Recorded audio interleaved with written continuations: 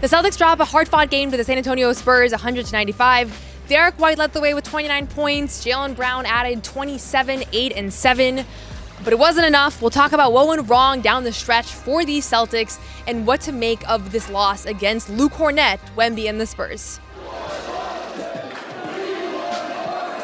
Jaylen Brown with the flush. Tatum the drive. Tatum the finish. It is Baylor 18. The mission commanding is mission accomplished. For most of this game, it felt like the Spurs and the Celtics were pretty evenly matched, which is a good sign because the Spurs have been one of the best teams in the league all season long. They've dominated the Oklahoma City Thunder, which didn't even feel possible just a month ago. And they have one of the best players in the world in Victor Wembanyama, who was healthy and active in this one, came off the bench and absolutely dominated this game on the defensive end. It was the most I have felt a player has impacted a game defensively in my time covering the Celtics, and I don't think that's an exaggeration. This guy is a special generational defender, and it was on full display today, not just because he was protecting the rim and taking on difficult defensive assignments, but because it felt like he was really everywhere. And so I was encouraged through most of this game because, again, this is a Celtics team that was not expected to be at the top of the East, and they entered this game with the second best record in the Eastern Conference. They just edged out the Knicks last night, and they found a way to really battle. And Jaylen Brown, I thought in the first half was pretty good, and he has 17 points, just a single turnover, which oftentimes his turnovers are a good assessment for where he's at as a player. And he finishes the game with a solid stat line, 27 points, 8 rebounds, and 7 assists. 5 of 11 from 3, so that certainly helped. But he did have 5 turnovers in this game, 4 of which came in the second half. And overall, I thought this was another pretty good Jaylen Brown game, but down the stretch, he had some costly mistakes. He missed a wide open 3 at the top of the key, which, I don't want to say that a missed 3 is a mistake per se, but he did have one that he kind of left on the table. And then the biggest mistake of the night was after securing a defensive rebound with just under a minute to play, he kind of full speed ahead dribbles the ball down the court and loses it. And instead of tying the game at 95, the Spurs go down the other end and they score. And that was a 4-point swing like that. And that's the kind of play that effectively you lost the game right then and there, right? Because now you're down by 4. That's a much harder spot to be in than, say, you were tied. Your odds of winning the game are still 50-50, right? So I felt like down the stretch, Jaylen had a couple of costly turnovers, and that's kind of been a consistent theme throughout this 4-game homestand, that he's continued to score the ball at a high clip, but he is seeing a lot more defensive pressure than he has previously. So I do think overall it's a positive, because I felt like this was inevitable, that this more intense defensive coverage was coming, because Jaylen put up 50 points against the Clippers. He scored 30-plus points in 9 straight games. He's getting MVP buzz. There's a ton of chatter around him and his performance. And so you're going to be guarded differently. That was inevitable. And what the result of that in this homestand was that he made more mistakes, he was forced into tougher looks, and he did turn the ball over at times. But at the end of the day, he still handled things pretty well. And I actually would say that if you told me a week ago, okay, they're about to have a 4-game homestand, Jaylen's about to be double-teamed pretty much the entire time throughout this homestand, how is he going to fare? His production throughout this, these past 4 games has actually not been bad. So I guess a positive and a negative that I think his best basketball is yet to come with this kind of more intense coverage. I do think the teams are going to be more aggressive covering him, because earlier on this season, I think teams said, you know what? The Celtics team has Jaylen Brown and a bunch of nobodies, and so let's just guard him straight up and not let the 3-point shooters beat us. And now it's turned into okay, the Celtics actually have the best offense in NBA history, which was, believe it or not, true. They had the most efficient offense in NBA history entering this game. Probably not anymore with, they scored 95 points in this one, 40 in the second half. But I felt overall encouraged by the fact that Jaylen is able to push through. The big story from this one is Jaylen Brown and the officiating, who he spent his entire 2.5, 3-minute post-game press conference talking about the officiating and how he feels like he's not getting a fair shake. Here's what he had to say about that. But I feel like, honestly, they just got away with a lot. And I'm tired of the inconsistency. I'll accept the fine at this point. I thought it was some bullshit tonight. I thought that, I think they're a good defensive team, but they ain't that damn good. I thought and I hope somebody can just pull up the clips, because it's the same shit every time we play a good team. It's like they refuse to make a call and call touch fouls on the other end, and that's just extremely frustrating, bro. We play hard. We are we are outplaying our expectations. We compete hard on the defensive end, and they reward the other team with touch fouls, and we go down there and guys are allowed to get away with. I hope just somebody please pull it up. Every time we play a good team, the inconsistency is crazy. I'll take the fucking fine. Curtis, all them dudes was terrible tonight. I don't care. They can find me whatever they want, but it's crazy. Every time we play a good team, it's the same bullshit. Somebody please pull up the clips. I'm irate how they officiated the game today. You know, if we can't get to the free throw line and teams are allowed to be physical and bump us off our spots and et cetera, then it's hard to win games like that. We shot 4 free throws tonight and lost the game by 4. Not to say that's the whole game, the whole story. We got to be better in spots. I got to be better in spots. But goddamn, like, I'm driving to the basket. I'm physical. I don't flop. You know, I don't shy away from contact. I go up strong. I'm athletic. And nothing. I had 0 free throws tonight. The inconsistency is fucking crazy. Give me the fine. Jaylen, does this feel like something that's a new problem this season? Like, you've talked about it a lot more this year. Did you feel this in the past, or is that inconsistency kind of something that's specific to this team? I don't know what's going on. You know, I got my conspiracies or whatever, but I don't know what's going on. But it seems like every time we play a good team, it's the same shit. Thanks, Jaylen. So I specifically asked him about whether he felt like this season things are different than in previous years, because I don't remember Jaylen ever complaining about refereeing so much. And based on his answer, my interpretation is like he feels like the league is kind of like conspiring against the Celtics team. He didn't outright say that, but he said, you know, I have my conspiracy theories. And what it got me thinking was something that he said previously after the Raptors win this week. He said that he's always looking for something to motivate him. And I don't know if the league is conspiring against the Celtics. It's not my forte, like these kind of conspiracy theories, that sort of thing. But what I will say is that he needs to think that to play his best basketball. Like that chip, that edge that he carries, that he's had most of the season, that can't go away. And so suddenly now he's getting praised. I've seen more Jaylen Brown praise on my timeline, on YouTube, like on ESPN than I've ever seen in my life. And so you don't want him to lose that edge. So I actually think, you know what, he can come out here, he's going to get fined, he's going to get in trouble for the comments that he made after this game. And I think when we go back and look at this week, this is all probably a positive thing. Maybe I'm wrong. Maybe he's going to start becoming obsessed with the officiating and is going to deter him. But I didn't feel like in this game, the fact that he attempted 0 free throws, which is wild considering how many times he drove the ball, how physical of a player he is. He picks up 4 fouls, which is pretty routine for him.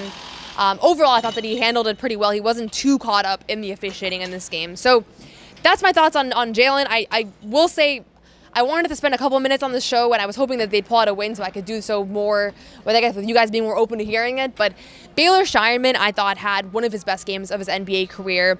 He finishes with 10 points in 26 minutes. Nothing's going to jump off the stat sheet. I have it here in front of me. 2 steals. He was 4 of 5 from the field, 2 of 3 from 3. He was a +4, which was actually a team high. Not a great sign, but he was a +4 in his minutes, so they outscored the Spurs when he was on the floor. And he actually got tasked with a lot of the Wemby minutes defensively, because Ugo started, Jordan came off the bench to match up with Wemby defensively, and then Jordan, I thought, did okay, but then didn't get a couple of defensive rebounds, and Joe kind of pulled the plug on him. Jordan placed 12 minutes in this one, and outside of that, like, Baylor was the guy that they went with. You know, Josh Minot sidelined in this game with an ankle sprain. Sam Hauser sidelined with a hamstring tightness. And so they went with Baylor. He made some big plays in the fourth quarter, hit 2 threes, had a steal and dunk that was huge. And overall, I thought that the minutes that he was on the floor, he made things happen, drew a charge, just plays so active, helps, you know, even rebounds that he didn't get, like he put himself in position to allow Keita to get a rebound. That was a big one, that he had an offensive putback. So I loved the Baylor Scheierman minutes. I continue to say I think this is a player that people are not seeing his impact because he hasn't been putting up big stats. And again, I never want to like talk down about like what people are seeing on the floor. I know there's a lot of brilliant basketball minds in the Celtics fan base, but the thing that I implore people to do is to look beyond like the made baskets and looked into like the little things, the deflections, the times where he forces somebody else, you know, allows somebody else on his team to get a rebound because he's boxing out the best offensive rebounder on the opposing team. This was one of those games. He had a lot of great moments in this one, and I hope the momentum carries over, because ultimately Baylor Scheierman was their first round pick under Brad Stevens as GM. He is somebody that showed a lot of promise in his rookie season, especially as a scorer. And he had a tough summer league, but this year he's been shooting the ball well, and in his moments he has been impactful, which is why he has played almost every night. Even when he's not playing, you know, he's averaging 11 minutes per game. Some nights he plays 4 minutes, some nights he plays 13 minutes, some nights he plays 20 minutes, but he almost always plays. And I think that's a result of him not losing confidence. I've asked Joe about that, but Joe said, he works really hard, he's prepared, but he does not lose his confidence. And that's a huge aspect of his game. It's a huge aspect of what has allowed him to be ready for this moment, which I was really impressed with how Baylor performed tonight. I asked him post game about what it's like to come out there and how it is that he doesn't lose that confidence, because I just can't imagine being in that position. You see guys lose their confidence. Josh, Jordan, I do. I mean, maybe I'm seeing things, but it does look to me like they don't have the same swag they did when they were starters. And Baylor just hasn't lost that. Here's what he had to say when I asked him A while ago about how you're able to come in and play for 3 minutes. A lot of people can't do that and still make an impact. He said a big part of it is that you don't really lose confidence.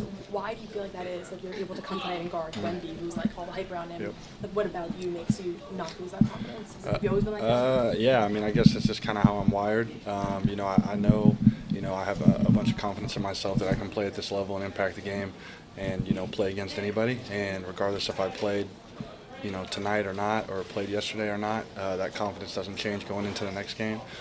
I think, just seeing the results of the work I put in have given me that confidence that I know that I can hang out there on the floor. So he was definitely my big standout from this one.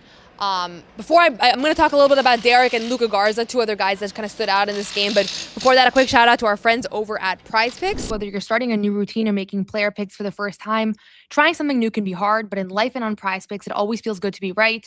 With high pressure playoff matchups every weekend and elite hoop action almost every night, the action never stops, and PrizePicks lets you take control. Missing your fantasy team? My league is already over, but with PrizePicks, I don't have to wait until next year's draft to keep playing fantasy. PrizePicks lets you play fantasy football every week, even in the playoffs. Pick your favorite players and win when they hit their projections every week. No draft required. PrizePicks now offers stacks, meaning you can pick the same player up to 3 times in the same lineup. Want to pick more on Steph Curry's three-pointers and assists? Now you can pick all of them in the same lineup, only on PrizePicks. Download the PrizePicks app today and use code CLNS to get $50 in lineups after you play your first $5 lineup. That's code CLNS to get $50 in lineups after you play your first $5 lineup. PrizePicks, it's good to be right. And then I do want to talk about Luka Garza, because I think this is a guy who for a lot of the season was kind of viewed as one of the tank commanders, right? One of the guys that had a pretty negative plus minus over the course of the first couple months of the season. Since December 20th, he has had a top 3 net rating among all NBA players per Dick Light, who tweeted out the stat in the midst of this game. He plays 25 minutes in this one, finishes with 11 points and 6 rebounds, and he was 4 of 6 from the field and 3 of 4 from 3. And his three-point shooting has just kind of flown under the radar this year, in the sense that he's been shooting around 50% from 3 on the year. I think most of his shots have come from the top of the key. He's taken a couple of corner attempts. He missed the one corner attempt that he took in this game, but he has given them a skill set that has been incredibly valuable. I've loved the pick and roll game, and we saw Luke Kornet tonight. I have to say, watching Luke on the other side, I did wish the Celtics had extended him this summer, that they had signed him, because I feel like he is kind of the missing piece of this roster, and he has a different skill set than Luka. I mean, Luke doesn't shoot threes. Luke is a rim protector, whereas Luka Garza is not as much of a rim protector. But I did see shades of this guy that everybody was kind of laughing at a few months ago, that maybe isn't the most athletic, which Luke's actually pretty athletic, but Luka Garza, I mean, he's pretty open about his lack of athleticism overall. You saw in this game tonight, this is a game that he could have been driven off the floor, dealing with Wemby, dealing with some of the spacing that the Spurs have. I thought he held his own. I thought he was strong in his minutes. I thought Cato was strong in his minutes. He's made such an improvement on the glass in particular, so that's something that stood out to me. And overall, I think that front court tandem, this was the matchup that I was really worried for. What are they going to do with Wemby? What are they going to do with this double big lineup? It did hurt them down the stretch, right? They were up by 4 with just under 3 minutes to spare, and Joe Mazzulla had just pulled Nimi out of the game, and then they go with a double big, right? The Spurs fans called French vanilla, right? Luke Kornet and Victor Wembanyama, and it did pose a problem right away.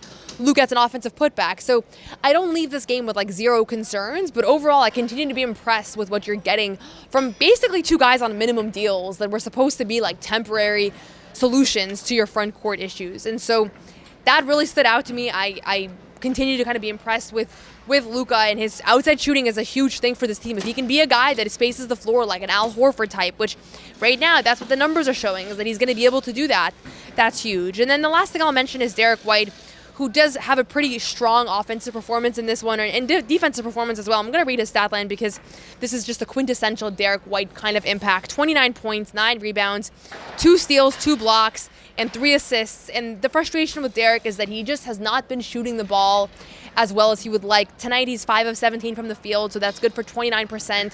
On the season, Derrick White is shooting around 33% from 3, which is a substantial dip from the last couple years.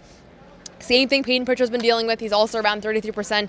Peyton Pritchard, by the way, has a pretty tough game tonight. He only scores 4 points, which they definitely want more consistency from him offensively because he had a awesome night on Friday against the Raptors and follows that up with a little bit of a dud. You didn't get as much from Anthony Simons. He scores just 5 points in this one. So it wasn't all great across the board, but shout out to Derrick White for shouldering such responsibility on both ends of the floor. And I think if the shot can just start falling for one of them, for Peyton or Derrick from the outside, it's just going to make this team that much more lethal because both of those guys are getting clean looks and they're shooting far below their career numbers. And I keep saying like the other shoe is going to drop.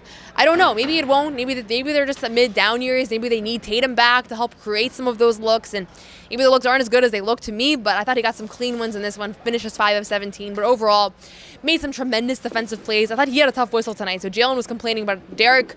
I felt like had a tough whistle that he could have made some more shots at the podium as well. He decided not to get fined in this one. So that's it for now. Check out all the post-game content. We had Jaylen Brown, Derrick White, Baylor Scheierman, Joe Mazzulla, Luke Cornett, Victor Wembanyama, a lot of good stuff on the channel today. Our full hour-and-a-half long podcast after this game, after every game.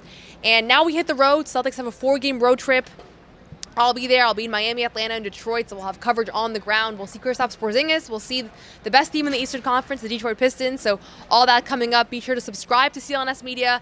Let us know in the comment section. Let me know what stood out to you from this game. Did you have some positive takeaways that I missed? I love seeing guys get shout-outs that I didn't even think to bring up in the game, so let me know in the comment section below. And as always, thank you for watching. Thank you for listening to You Got Boston.